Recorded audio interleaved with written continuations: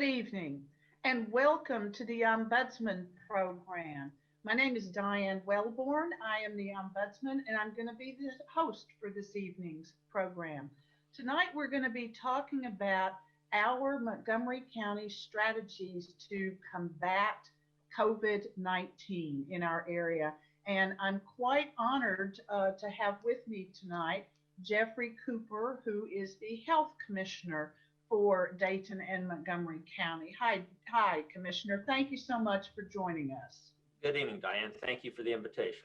Well, yes, we're very excited to hear about all of these plans. In fact, I'm sure our viewers are very excited to hear about all the work that you and your staff have been doing in the past couple of weeks. So we'll go ahead and get started because we have a lot to talk about. Sure. I would like to ask you to please just kind of give a bit of an overview about the first phase that we have. I'm hoping that most of the viewers understand that this is being attacked or combated in stages here. And the first stage, of course, is 1A, and which will be followed by 1B, and then we can talk about the future after that. But please provide an overview for the viewers about all the activity that is going on during this phase 1A. Well, thank you, Diane. Yes, it's a very relevant topic for all of us. As we are all aware, over the last month or so, the Centers for Disease Control and Prevention, specifically their Advisory Committee on Immunization Practices, established recommendations for how to allocate initial limited supplies of this new vaccine. And so the Ohio Department of Health has reviewed all of that national information, and they have set priorities for defining the phase 1A population groups for Ohio. And that is those groups are defined as healthcare providers, as well as long-term care facility staff and residents. And so a further clarification regarding healthcare providers, that really means healthcare personnel who are in a healthcare setting who are providing direct patient care and or have exposure to infectious materials. And so when you look at it from that definition, it becomes pretty clear where we need to focus. So the Ohio Department of Health then has allocated vaccine in phase 1A to hospitals who are covering their staff and contractors. They've also allocated vaccine to pharmacies, specifically CVS and Walgreens, who are then administering the vaccine to nursing homes and assisted living facilities who are part of that pharmacy partnership program. And then they're also allocating vaccine to local health departments, such as Public Health Dayton and Montgomery County, to then cover all of the population groups in phase 1A that aren't covered by the hospitals or the pharmacies. And so that list starts to get pretty large. That list includes the EMS responders, specifically paramedics and advanced practice EMTs. Mm-hmm. It includes correctional facility medical staff. It includes group homes, staff and residents, residential care facility staff and residents, specifically those with developmental disabilities, as well as mental health and substance use disorders. It includes home health staff, and then a variety of outpatient settings. And those outpatient settings include the federally qualified health centers, primary care practitioners not associated with the hospitals, all of the urgent care centers, dialysis centers, our dental providers, our school K-12 school nurses, and there are other groups and congregate settings as well. So the list gets pretty large. That phase 1A population for Montgomery County is somewhere between estimates 50 to 70,000 individuals. So it's a pretty massive undertaking for hospitals, pharmacies, and this local health department to work through phase 1A. Yes, that 70,000, that's a whole lot of people. Now, you mentioned earlier that the categories of employment or individuals in their role of employment was this hierarchy was set up by the Ohio Department of Health. Correct. Do you know, is it something that Ohio all on its own created, our own Department of Health, or do you know if they're following guidelines from another source? So it's our understanding that the Ohio Department of Health has reviewed all of the relevant national literature and is using the guidance from the Centers for Disease Control and Prevention, but has ultimately developed its own strategy for the rollout of vaccine to the various phases. And so the initial phase, the priority was let's protect our healthcare systems and our first responders, specifically EMS responders. And now as we move in at some point to phase 1B, it would be how do we save lives and protect the most vulnerable individuals. But initially, phase 1, as defined by the Ohio Department of Health, is to ensure that we can protect the healthcare community as well as EMS responders and individuals who then ultimately are very vulnerable and oftentimes isolated in nursing homes and assisted living facilities. Right, exactly.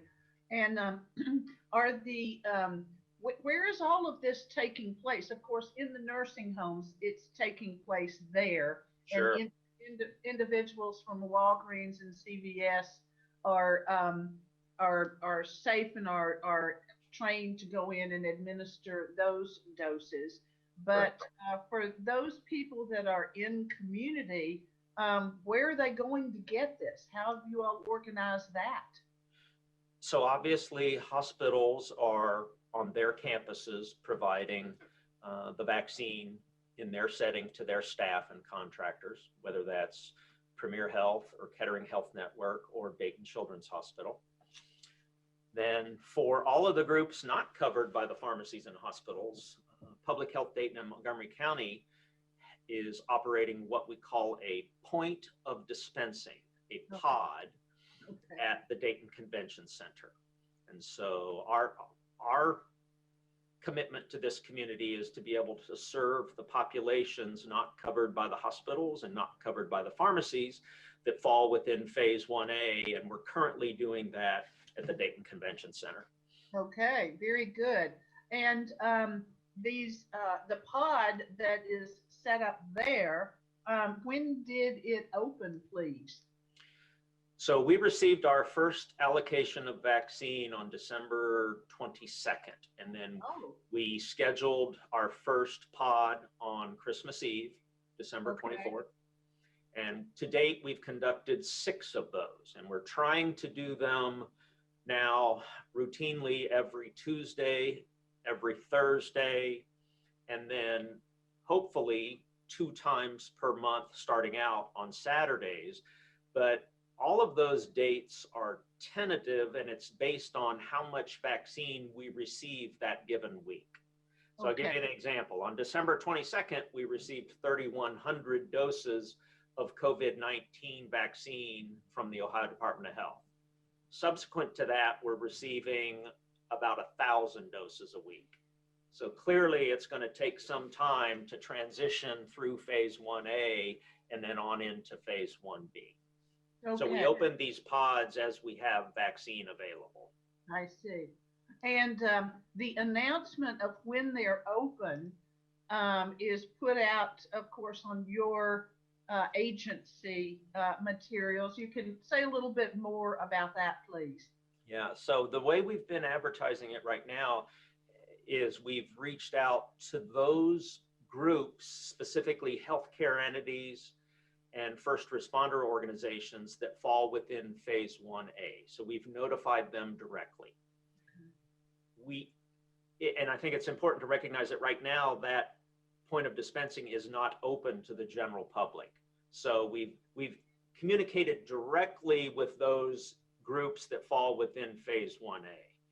But we know as we move into phase 1B and the new populations that will be covered in that phase, we'll need to make sure that all of that information is posted on our agency website, that we use the mass media to communicate, we schedule news conferences, and then we also use social media to get that information out.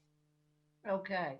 So that's really the place to turn for any viewers who want to get the latest. Yes, our website is probably the best location to go to, and that's phdmc.org. Wonderful. Very, very good.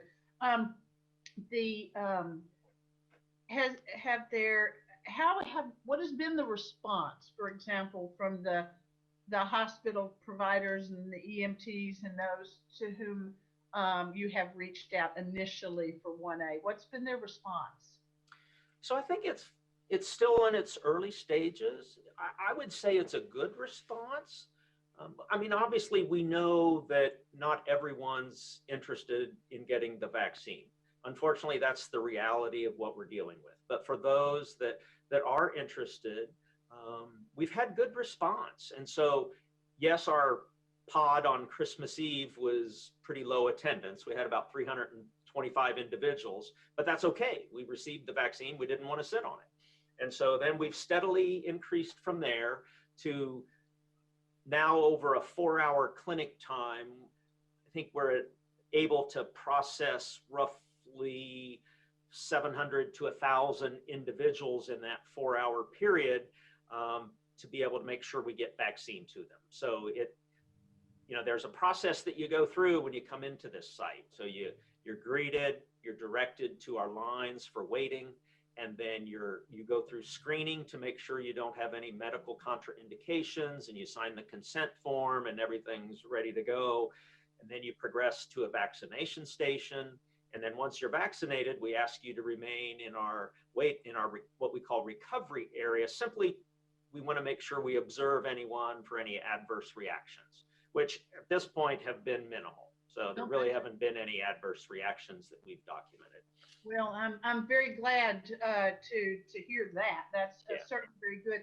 Now, if when we get to more the general population, or I guess it's relevant now too, what are people being asked to bring with them to show that they're who they say they are? I mean, many people wear uniforms. That's one thing, but but what kind of ID and what kind of information are you all wanting to receive? Yeah, so right now, because we're in phase 1A, we are asking individuals to show a work ID or some type of ID badge that they are associated with a healthcare provider.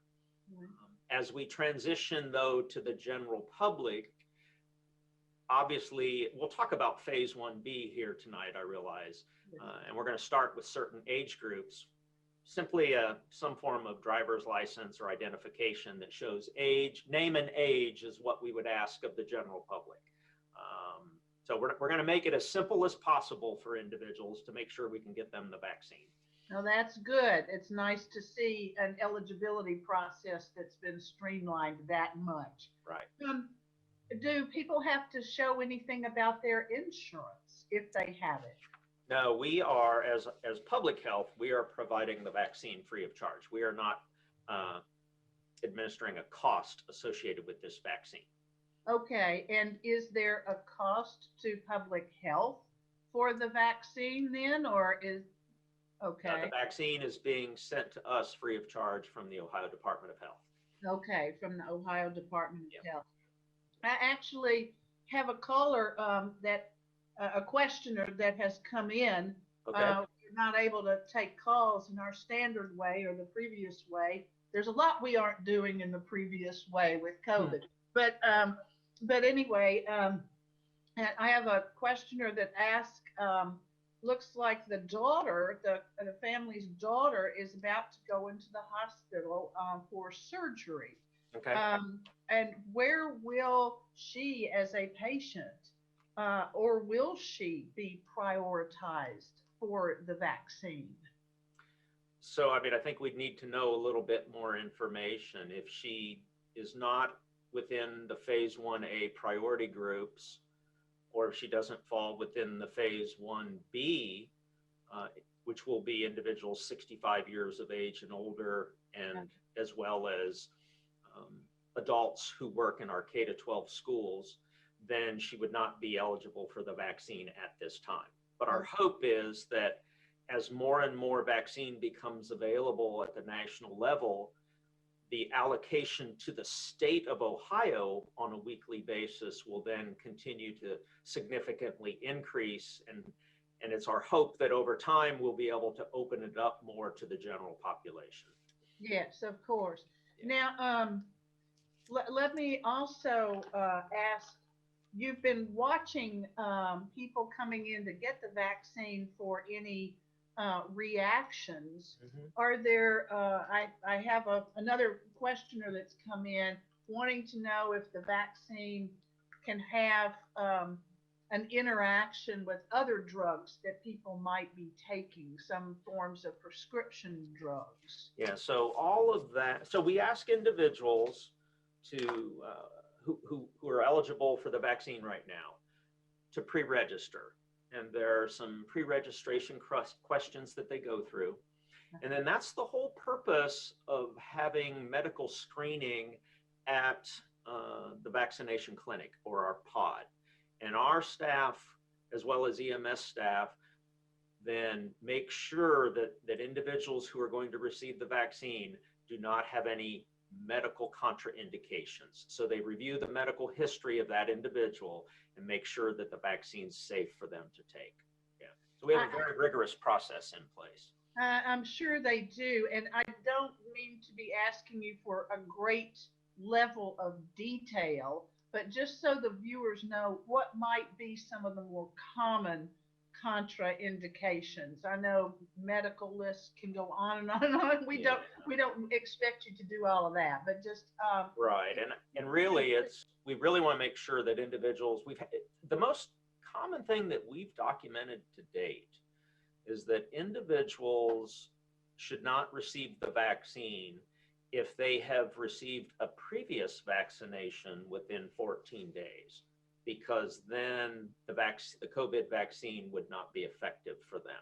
So that's been the most significant thing that we've observed, is that it's really important that when you go to, whether you go to a hospital or if you're being served by a pharmacy or at a local health department clinic, you should not receive the COVID-19. You need to wait 14 days from receipt of any previous vaccine. Okay. Yeah. Any previous COVID vaccine or any previous? Any vaccine. Okay. Yep. So, more and more people are obtaining vaccines for flu right now.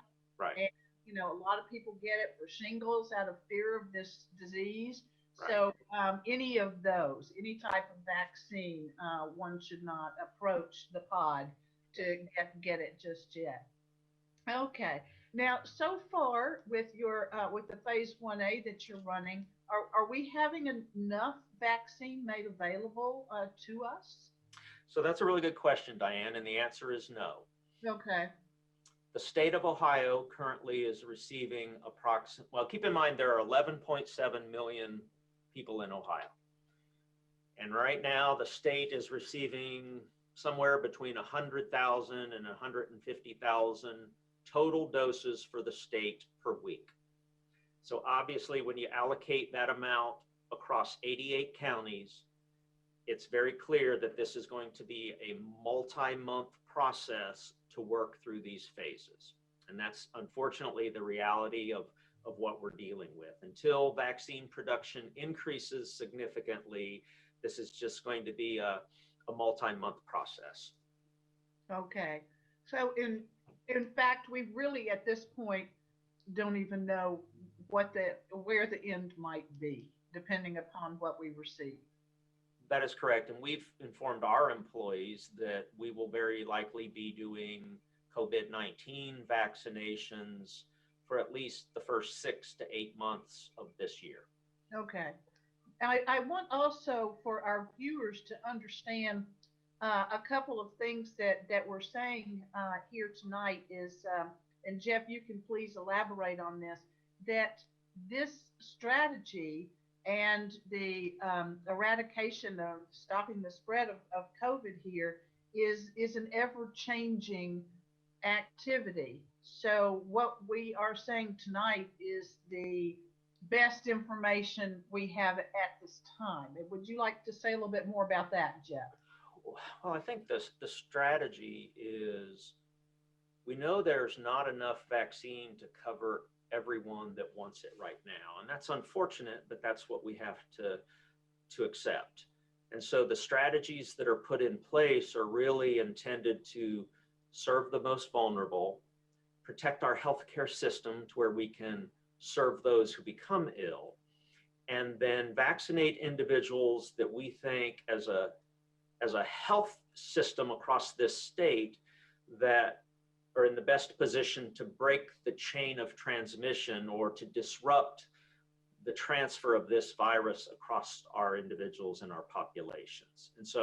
And then at the same time, break that chain of infection and protect individuals who don't have the opportunity to get the vaccine right now. So it's a population level approach to reducing the impact of this pandemic. And unfortunately, right now, there's just not enough vaccine to offer it to every single person who wants it. But our hope is, as we indicated earlier, that over time, more and more vaccine will be available, more will come to the state of Ohio, and we'll be able to offer it to the general public. Thank you. I'd also like to give you the opportunity to clarify for the viewers that when they speak with their relatives or friends in colleagues in other states, that the approach you are describing tonight and the phases that we will be using here in Montgomery County are not the same in every other state. So I did have a questioner that asked, why is it are vaccinations or immunizations available in some states but not as many in others?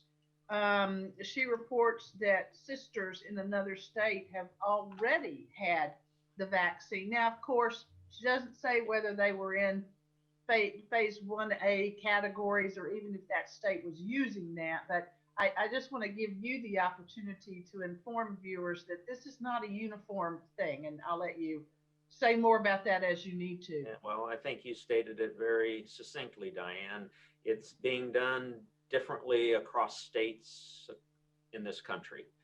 And so the decisions that are being made at the state of Ohio level by our governor and the Ohio Department of Health oftentimes are going to be different than decisions made by the leadership of other states. But the state of Ohio believes that based on limited availability of vaccine, the strategy that's been adopted is the best strategy so far to, number one, assure that we can still have a functional healthcare system to treat individuals who become ill, protect our first responders, and then protect those most vulnerable if they are infected, for example, elderly and those individuals in nursing homes and assisted living facilities. So that's been the strategy adopted by the state of Ohio. Okay, very, very good. Thank you. And are we administering part 1 and part 2, or now are you is everyone getting part 1 and then when part 2 will come in again? So yeah, good question. So right now, the 2 vaccines that are available nationally and in Ohio are the Pfizer vaccine and the Moderna vaccine. And so each of those require 2 doses to be effective, to be protective. And for Pfizer, there's a minimum of 21 days between doses. And for the Moderna vaccine, there's a minimum time period of 28 days between doses.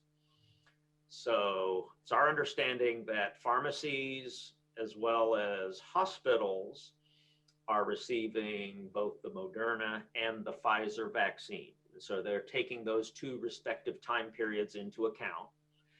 But local health departments across this state are only receiving so far Moderna vaccine.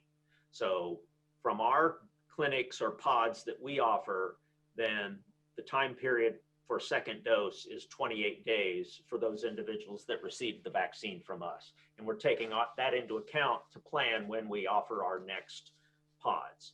Yes. It's also our understanding that we will continue to receive an allocation of vaccine to cover those second doses as we stay in phase 1A, and then we will then receive an additional allocation to cover phase 1B as the state transitions to that next week. So we're going to be in phase 1A and phase 1B. They're going to continue to overlap. Yes, they're going to. It sounds like for quite some time. Yeah. I wanted to also ask about the tracking, or maybe there's a preferred word that you would use. But of course, people are presenting ID, and we want to know who's had the vaccine. Yeah. So how is that being handled to track and help inform which members of our community have Part 1 at this time? Yeah, so right now, as individuals pre-register, on the registration form, there are categories that we ask them to note in terms of which of the phase 1A groups they fall within. So they indicate that in their pre-registration. And then for every provider across this state that receives vaccine from the state of Ohio, they are required to upload all of their vaccination data into the statewide system within 24 hours. And then there is a dashboard, a COVID-19 dashboard maintained by the Ohio Department of Health, where individuals can search by county how much vaccine has been administered in each county. Okay. That's very good to know. So people can check on their own county and see what kind of progress they are making. Yeah, so if you just go to the Ohio Department of Health COVID dashboard, you'll see a tab on that COVID dashboard it's the COVID-19 vaccine dashboard. You'll be able to click right on it, and a map of the state will pop up, and you'll be able to scroll the cursor across each county and get a sense of how much vaccine has been administered in each county. That's really good to know, and I'm sure folks in your position are monitoring that, Yes. Of course. Now, I'd like to ask a question. Again, I'm not looking for a highly technical response here, but are vaccine Part 1 and Part 2 really exactly the same? So is it a double dose that's required, or is there a difference in Part 2? No, it's just 2 doses.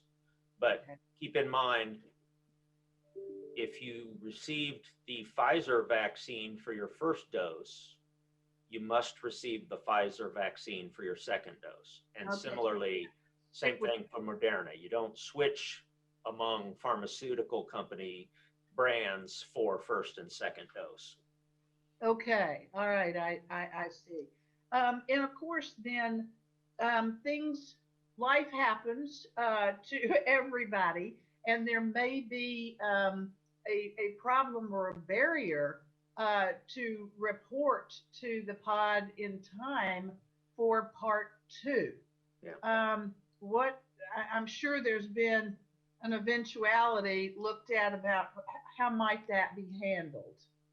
Yeah, so ideally it's within 28 days.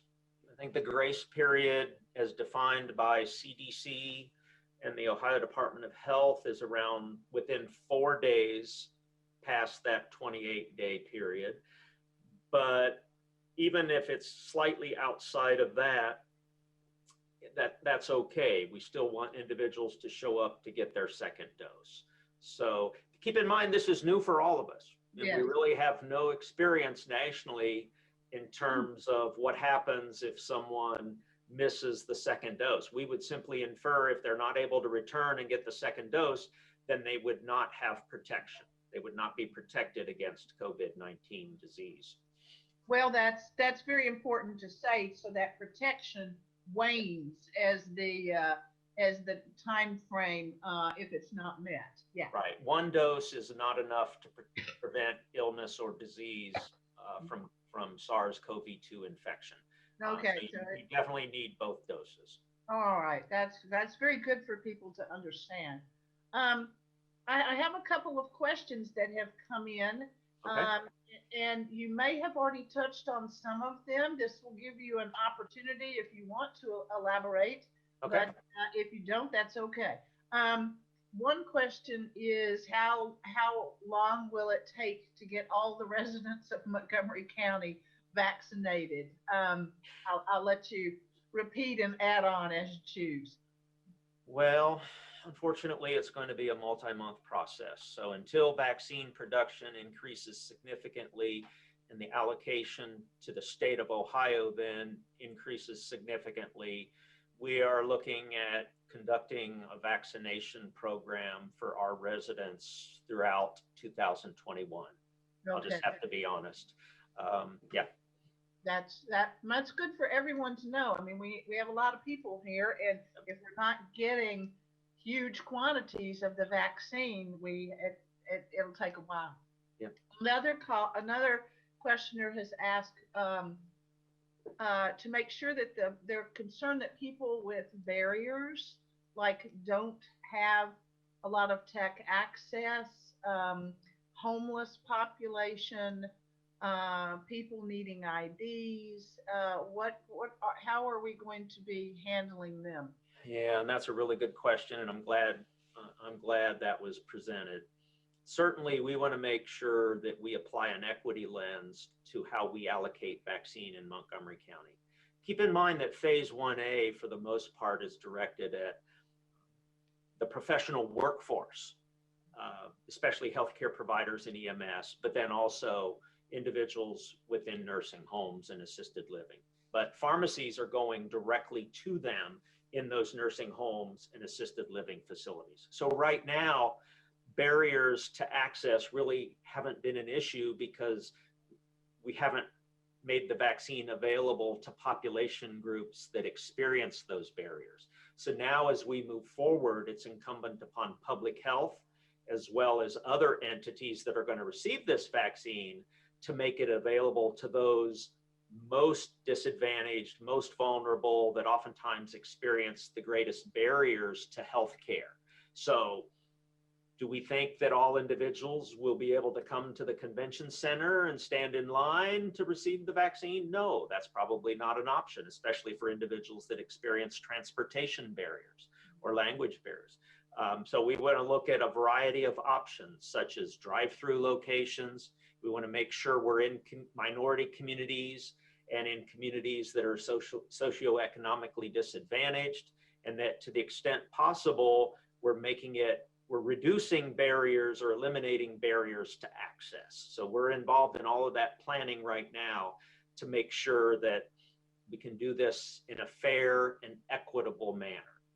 Okay. So for example, we've not established for Montgomery County a call-in or a waiting list for individuals to receive the vaccine, because oftentimes it's individuals that have the most resources that have the ability then to get on that waiting list.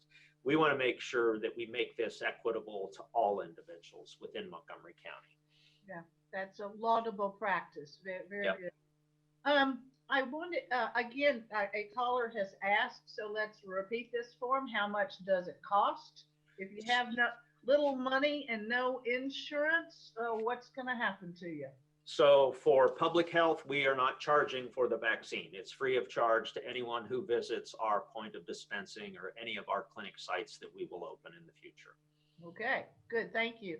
And then another caller wants to know, since all the healthcare and hospital workers are one in the first phase 1A, they're all in that. What if they decline to take it? So right now, it is simply voluntary. It's not required. I'm not aware of any organization or entity that's making it mandatory. And so right now it's simply personal choice as to their comfort level with the vaccine. Okay. And what information do we have about how many people are accepting it? So I think that's variable.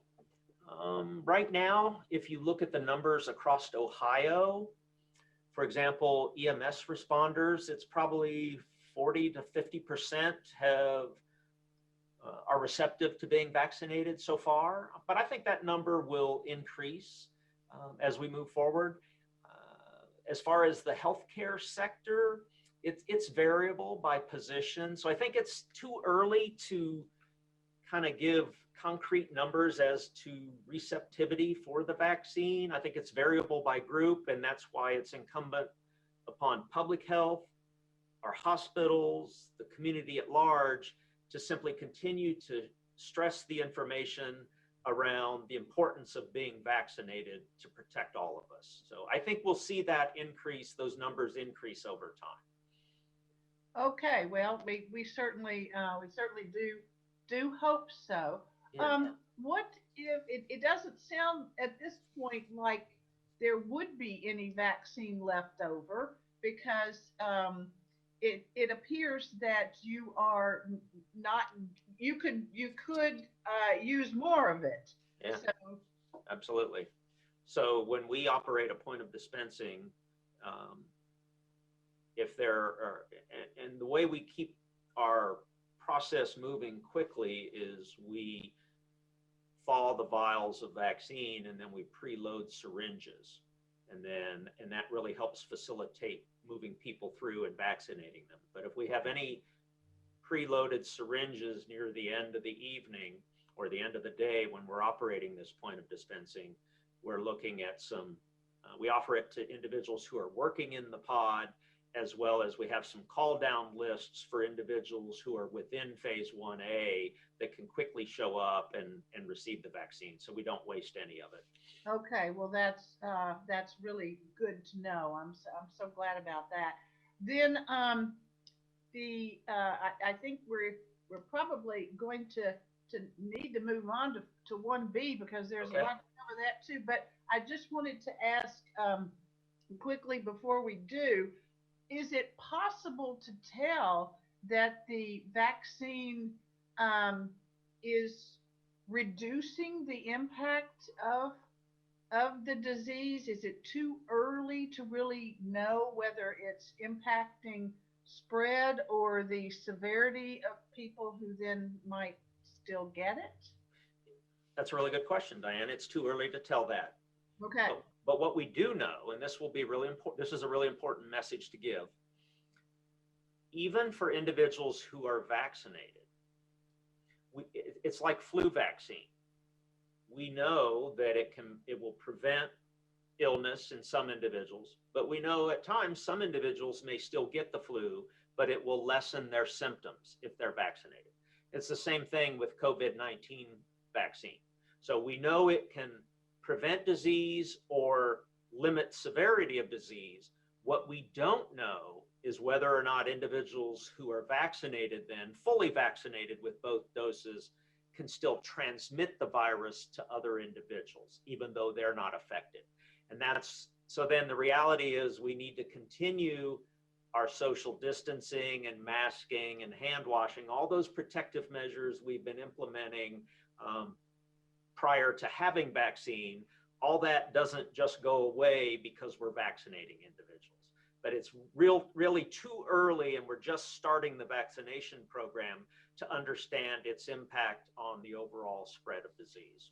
Okay, well, we will look forward to hearing more about that as data does become available. I have another question coming from a person that has a home health care nurse visiting her, and wants to know if the nurse refuses to get the vaccine, wanting to know if she can complain and to whom. That's a really good question. I'll have to think about it. Okay. Well, certainly she could contact the company that provides that service to express Right. that. And that would probably be the best course of action, because keep in mind, it's not a requirement. It's not mandatory to receive the vaccine. Right. We would simply say it's, though, very important for then that home health nurse to continue to implement all of the other recommendations around protecting each other. So wear the mask, keep hands clean, etc. But it's not a requirement to receive the vaccine. Right. All right. Well, let's move on to 1B, because that's quickly coming upon us. Yes. And do we expect that to begin week after next? So that's our understanding, is that starting on January 18th and 19th, we will begin to implement phase 1B. All and right. it will start on that date, January 19th, with individuals 80 years of age and older. And then each week after that, that will be in 5-year age intervals. So the week of January 25th, individuals age 75 and older will be eligible. The week of February 1st, individuals age 70 and older. And then the week of February 8th, individuals age 65 and older. And then also on February 1st, vaccine will be made available in phase 1B to adults who work in K-12 schools. But we have to also understand that just as there are many individuals within phase 1A in Montgomery County, there are also a lot of individuals in phase 1B. So there are 97,000 individuals in Montgomery County aged 65 and older. And there are approximately 11,000 individuals, some of those possibly included in 65 and older, but 11,000 individuals, adults working in K-12 schools. So clearly, the vaccine that's being allocated across the state to each county for phase 1B certainly is not going to be enough early on to cover all of the individuals that want the vaccine that fall within those groups. So, and I realize it's a difficult message to give, but we all just have to have some patience in terms of making the limited amount of vaccine available. Yes, yes. Okay. So it's going to be open to those groups, but clearly not available to everyone in those age groups. Right. It may take us several months to work through all of those groups within phase 1A and 1B. Right, depending upon what you get. Now, will additional points of dispensing or pods be added as you move into 1B?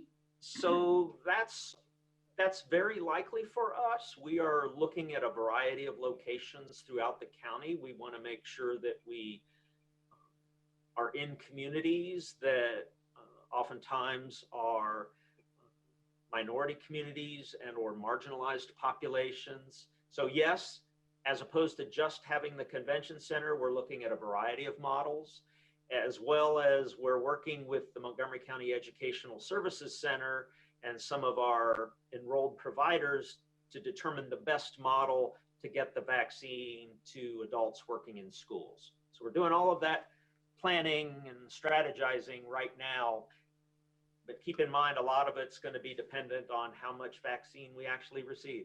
Right. We don't know what that will be right now. Can you please explain to the viewers the rationale of including in phase 1B the educators, the school employees and school workers? The reason they're included in phase 1B is that it's been deemed a priority by our governor that he wants children back in school. Okay. I think we all understand that children do best with structure and observation, and the best learning environment is in person. And so the governor wants it safe for children to be able to do that in person. Okay, getting them back into school and safely. um, have you uh, who are you partnering with for perhaps transportation needs, or is the goal at this point to take the vaccines to the people wherever they are? Right. So certainly the convention center is on a bus line, and that's important. Yeah. But it's going to be important that as phase 1B rolls out, that whatever provider receives vaccine, they need to make it readily accessible and available to individuals that experience barriers.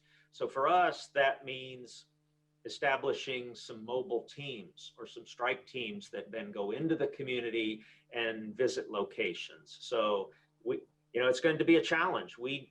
As a health department, we need to be able to continue to offer a pod either at the convention center or other locations, plus have a variety of mobile teams that go into the community.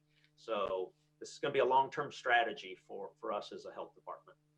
Well, you've had some partners with the pharmacies, yep, and with many of the staff in our health providing institutions. Yeah. Will we expect to see them continue as you move the vaccinations out further into the communities, or is yes, their role done with 1A? No. I mean, I think this is a long-term commitment for all partners within Montgomery County. This health department cannot do it alone. We'll do our part, but we need help from our community. Yes. Clearly, just the size, scope, and magnitude of this mass vaccination program can be daunting. So certainly hospitals will continue to play a role. Our okay, federally qualified health centers, retail pharmacies, and then at some point, vaccine will be allocated to physician offices and so forth. So, and urgent cares, et cetera. But right now, it's just going to be a limited allocation and a few providers, but over time that will increase. And so this is a long-term commitment by our entire community to be able to serve our citizens. Yes. Okay. Well, thank you. I have another questioner that wants to know, I don't think we touched on this one, people who have tested positive in the past or who have in fact even recovered from COVID, should they get vaccinated? So the recommendation is to defer vaccination for about 90 days. Okay. So if you've previously tested positive within your test period, you should defer vaccination for 90 days. Okay. Yeah. That's good to know. Okay, now phase 1B coming up really almost upon us. Yeah. And there's a lot to do. Is there anything else you want to add about that? No, other than we're trying, and when I say we, our entire system of partners, so pharmacies, hospitals, enrolled providers that now are going to get vaccine in phase 1A, as well as this health department, we're all trying to do the best we can with limited resources. And we're trying to do it very efficiently and effectively and focus on fairness and equity. And so we would just ask that and I realize it's a difficult ask, but we would ask our community to have some patience and understanding in that there's just not going to be enough vaccine initially to get it to every single person who wants it. And so we're just going to have to make some very difficult decisions as a community until the vaccine allocation increases significantly at the national level. Okay.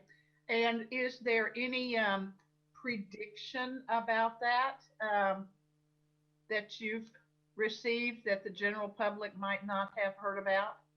No, oftentimes, quite frankly, we don't hear about it much sooner than what the general public hears about it. So we do not have any type of information on future availability or increase in availability of vaccine. But certainly, as we get that information, we will share it with our community.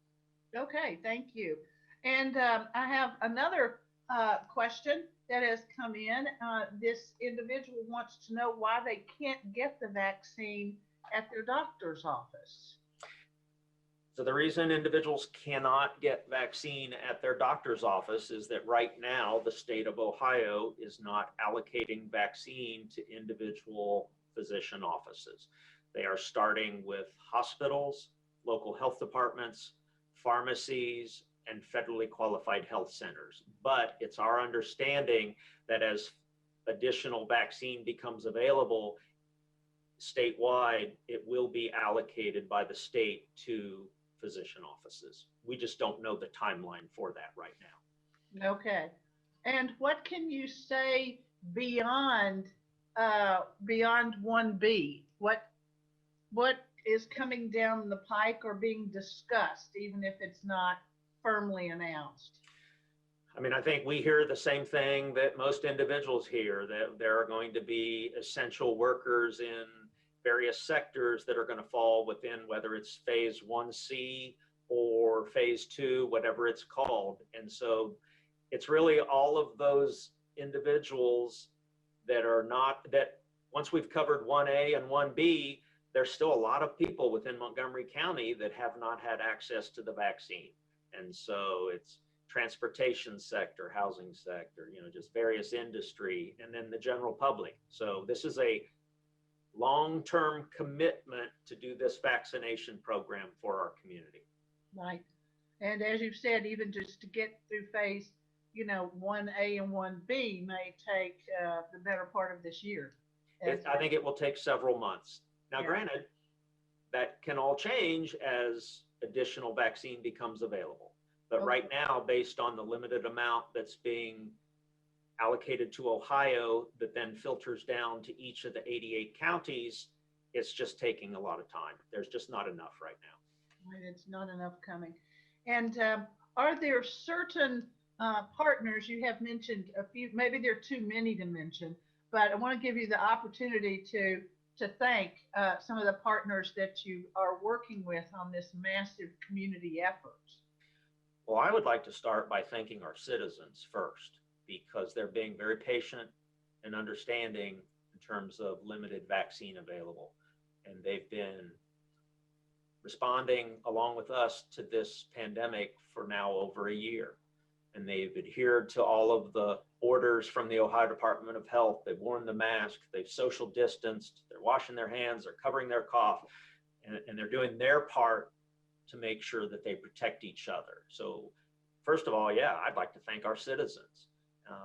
But as far as individuals then actively involved in the vaccination program, it's those groups that we've already referenced. So our hospital system partners, our federally qualified health centers that are going to play a role, the pharmacy program. This health department, our employees have performed admirably, but it's all community-based organizations that are also sharing the information and educating their staff and providing updates. So it's really it's an entire system of partners that we need to thank that are doing this, including our local legislators that are trying to make the best efforts they can to make more money available across this state and the country. So all of us play a role here. Yes, but our health department plays a very large role. And so we want to be sure to thank you all for that and all the extra efforts you're putting in. I didn't know, no one knew that this was coming in up until when it came. So I know it's a lot to deal with. We have very little time remaining, so I would like to give you the chance to provide any concluding thoughts that you might want to share with the viewers. So I think my concluding thoughts really are that we're all in this together. And I realize that sounds kind of cliche, and we've heard it over the course of this pandemic, but it's really incumbent upon all of us to protect each other. We recognize there's a shortage of vaccine, but we all have to have an understanding and accept that we really do need to make sure that we can care for those who become sick, and hence the priority to focus on the healthcare providers that are providing direct patient care. We need to protect our first responders for them to do their job. And then we need to recognize that if you look at the number of individuals who have severe and or serious health consequences and oftentimes death from infection, that's for the most part our elderly population. So this phase 1B to reach out to those who, quite frankly, are at the greatest risk of serious disease and death. And so that's how we're trying to approach this as a community and as a state. And I would just ask that we all remain optimistic, because we're doing everything we can to quickly administer this vaccine as we receive it. Okay, well, thank you very much. I'd like to thank the viewers for tuning in tonight. I'd like to remind them that Public Health Dayton and Montgomery County's website is the best place to go to find out local information about the various phases. And so please check out that website. And Commissioner, if you'd like to give a phone number for those who aren't able to go on the internet, I'm sure you have an information line that you'd like to give out for folks. We do. And let's put it this way, the increase in calls is pretty obvious now that the vaccination program is underway. So Sure. yeah, that information line number is area code 937-225-6217. Wonderful. Thank you so much. And I really want to thank you for your time to inform the viewers during this very busy season for you, and to wish you good luck and with all that lies ahead. And reminding the viewers that what you heard tonight is what is known as of tonight. So things are constantly changing, so check back. So thank you very much, Commissioner. Have a good couple of weeks and a good month of February. Always a pleasure, Diane. Thank you. We'll do this together. All right. Bye-bye.